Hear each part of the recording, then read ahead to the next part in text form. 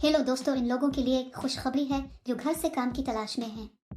मैं आज आपके लिए एक अच्छा काम लेकर आया हूँ। बहुत से लोग नौकरी न मिलने की वजह से मुश्किलात का शिकार हैं। बहुत सी ख्वातीन ये भी सोचती हैं कि उन्हें नौकरी करनी चाहिए, लेकिन वो बाहर जाकर नौकरी करने की पोजीशन में नहीं है। घर बैठे चंद घंटे काम करके मजीद पैसे कैसे कमाए जाएं, इस वीडियो में देखें। इस काम को अंजाम देने के लिए आपके पास हुकूमत का जारी करदा शनाख्ती कार्ड होना जरूरी है। इसके अलावा आपकी उम्र 16 साल होनी चाहिए। आप इस नौकरी के लिए मुल्क में कहीं से भी दरखास्त दे सकते हैं। आप ये काम कर सकते हैं चाहे आप तालीम याफ्ता हो या ना हो। कंपनी आपको मखसूस मिकदार में मवाद देगी।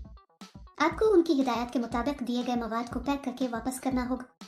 इसके लिए कंपनी का कहना है कि कंपनी में कई असामियां खाली हैं। आप घर से काम करके खुशी से माहाना 65 तक कमा सकते हैं। आपको हर महीने की 5 तारीख को तनख्वाह दी जाएगी। मर्द और औरत दोनों इस नौकरी के लिए दरखास्त दे सकते हैं। आपको ये काम करने के लिए बाहर जाने की जरूरत नहीं है।